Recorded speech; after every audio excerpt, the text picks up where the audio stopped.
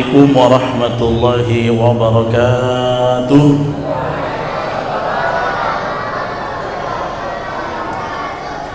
Apa kabar Bapak Ibu, sehat? Masih semangat ya? Harus tambah semangat karena kita sudah mau masuk 10 hari paling berharga dari bulan Ramadan, yaitu al-ashrul awakhir, 10 hari akhir bulan Ramadan. Di situ paling banyak pahala, di situ ampunan Allah bagi seluas-luasnya. Mudah-mudahan kita sehat sampai akhir Ramadan, amin ya Allah. Hamdan wa syukran lillah, salatan wa salaman ala Rasulillah, amma ba'd. Yang saya hormati Ketua DKM yang tentunya pasti bertugas malam ini, sedang sama-sama bertugas seperti kami, dan seluruh pengurus lain yang mungkin saya tidak bisa sebut satu persatu. Kemudian orang-orang tua kami, para imam, Bilal, para asatidz jadi pandai, dan seluruh jamaah sekalian, hadirin hadirat, jamaah salat isya dan insya Allah salat tarawih yang sama-sama mudah-mudahan Allah cucurkan berkahnya buat kita semua malam ini. Tema yang diarahkan oleh Forum Komunikasi Mubalik itu tentang kewajiban menuntut ilmu. Temanya itu amanah, dan kami bersama teman-teman bersepakat mengusahakan untuk menyampaikan apa yang telah diarahkan oleh Forum Komunikasi Mubalik. Dan memang tema ini sangat penting, Pak, ya. Para ulama mengatakan kita itu beramal memang harus tahu dasarnya. Makanya Imam Bukhari dalam kitab Sahih Al-Bukhari, beliau itu menulis judulnya begini, Pak: Al-ilmu qoblal qawli wal amali, yaitu berilmulah sebelum engkau berkata sesuatu atau engkau mau mengamalkan sesuatu. Jadi kalau kita mau ngomong sesuatu, kita pelajari dulu kira-kira sudah tepat atau belum, omongan saya nanti negatif atau positif. Kita berilmu. Makanya di dalam Sahih Bukhari beliau ada tulis bab begitu, sebelum ngomong, sebelum berbuat, kamu harus berilmu dulu terhadap sesuatu itu. Kenapa Bapak Ibu? Karena al-amal bi ghairi ilmin, amalan yang tanpa dasar ilmu, ya, kana yufsiduhu aktsar mimma yuslihu, kemungkinan rusaknya lebih banyak daripada betulnya. Hati-hati. Termasuk dalam ibadah. Ibadah itu kalau kita tidak mau mempertajam, lebih giat menuntut ilmu tentang satu amalan, misalnya sholat lah, baca Quran. Kalau baca Quran kita tidak mau semangat menuntut ilmu tentang Al-Quran, bacanya sholat tentang rukunnya, syaratnya, fikihnya, maka sholat kemungkinan rusaknya lebih besar daripada benarnya.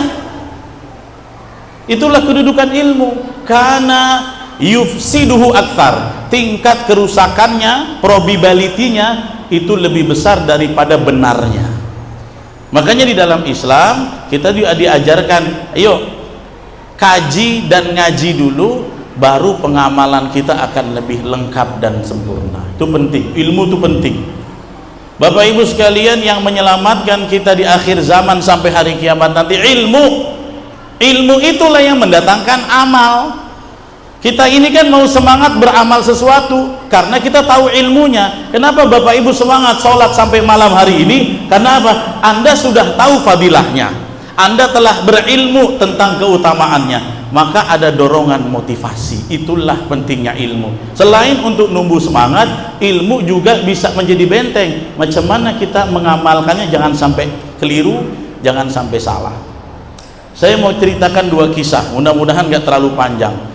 Zaman Nabi ada seorang Arab Badui datang. Waktu itu sholat jamaah udah siap. Nabi habis sholat ngobrol-ngobrol lah, sama kayak bapak-bapak ini biasa habis sholat tarawih ngobrol. Arab Badui ini datang, dia sholat tapi kurang getol nuntut ilmu, sehingga ilmu sholatnya pas-pasan. Habis dia sholat, dia jumpa Nabi, dia pamit, Assalamualaikum ya Rasulullah. Waalaikumsalam. Kata Nabi apa? Akhi, saudaraku, balik lagi, sholat lagi, kamu belum sholat, padahal dia baru sholat. Dia sholat lagi Pak, 2 kali. Setelah sholat dia salam sama Nabi, dia pamit lagi. Kata Nabi apa? Balik lagi, sholat, kamu belum sholat. Dia sholat lagi sampai 3 kali. Dia sholat, Nabi bilang sholat, kamu belum sholat. Rupanya Nabi kasih tahu lagi sampai ke 4 kali. Capek juga Pak, pinggang encok juga kalau disuruh ulang sholat 4 kali. Akhirnya dia nyerah. Ya Rasulullah, ma'indi ahsanu min hadza, saya tidak punya ilmu yang lebih baik dari sholat saya ini. Kalau ada yang salah, fa'alimni, ajarin saya. Rupanya ketika Nabi jelasin begini, begitu, begini, dia kurang lengkap 1 biji saja. Apa yang dia tidak lengkap? Tumakninah. Kalau Bapak Ibu cari hadis ini, namanya hadis pencuri dalam sholat. Buka Google, ketemu itu hadis. Hadis maling atau pencuri dalam sholat. Kenapa? Karena dia kehilangan 1 rukun, yaitu tumakninah, diulang 3 kali. Kenapa? Ini sebab sholat tanpa ilmu. Bapak Ibu, apakah sudah yakin bertahun-tahun kita sholat sudah pasti benar? Kalau kita masih belum yakin, karena itu kita nuntut ilmu lagi, semangat cari ilmu. Kita pastikan sudah betul belum rukuknya, sudah betul belum fatihahnya. Karena kalau tanpa ilmu bahaya, amal kita rusak, kita nggak sadar. Yang kedua, ada sebuah hadis dari Jabir. Hadis ini dalam riwayat Imam Daruqutni. Satu hari rombongan sahabat diutus Nabi lah, biasa Nabi utus rombongan berdakwah, berjihad.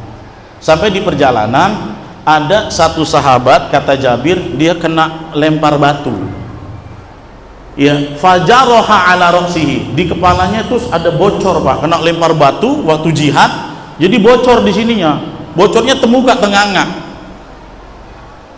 Nabi di Madinah belum lagi sampai, akhirnya dia tanya sama teman-temannya, halli ruksah, ya, apakah aku dan kemudian malamnya dia mimpi Pak, mimpi basah, ya, fahtalama, dia ihtilam. Ihtilam tuh ketika istirahat dalam perjalanan kepalanya lagi bocor, malam tuh kecapean, dia mimpi basah pula.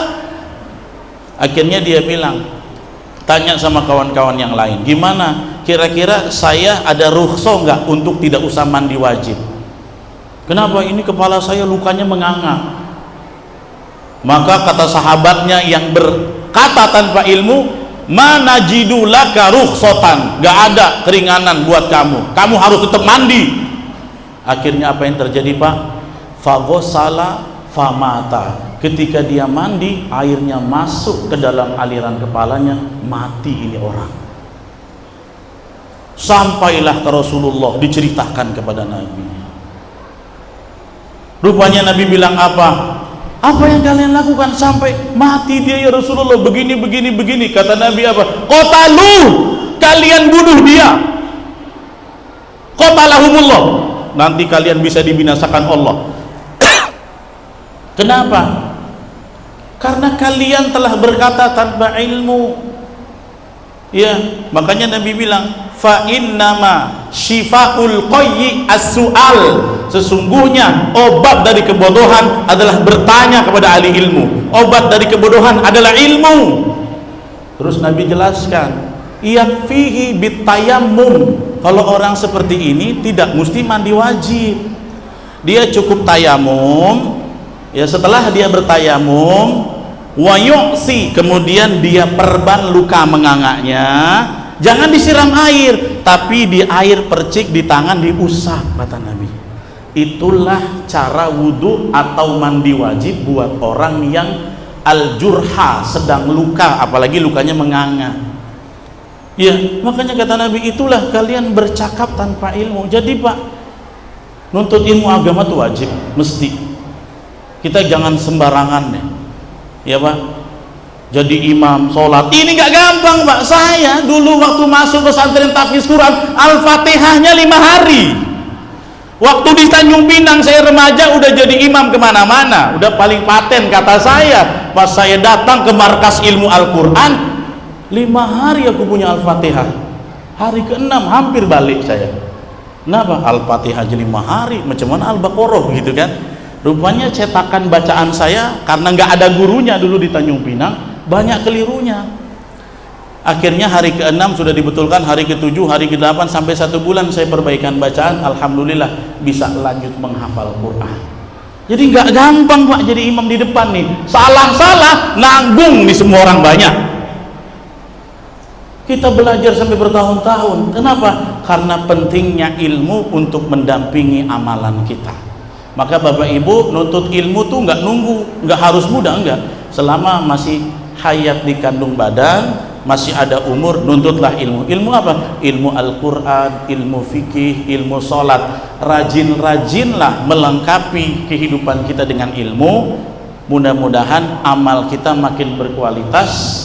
Kalau amal kita berkualitas, terang, Allah mudah-mudahan menerimanya. Tapi kalau ada yang kurang-kurang sudah belajar, Allah maafkan. Yang Allah tak maafkan apa? Udah kurang gak mau belajar. Makanya Nabi bilang gitu, syifaul qayyi, obat dari ketidaktahuan adalah nuntut ilmu. Nanya, bukan diam. Nanya sama yang berilmu, itulah obat dari ketidaktahuan. Mudah-mudahan Bapak Ibu jangan putus nuntut ilmu. Saya sampai sekarang masih belajar. Sudah selesai S1, pengen belajar lagi S2, cari guru lagi. Kenapa? Sampai nyawa ini dilepas Allah dari badan, nuntut ilmu tidak bisa hilang.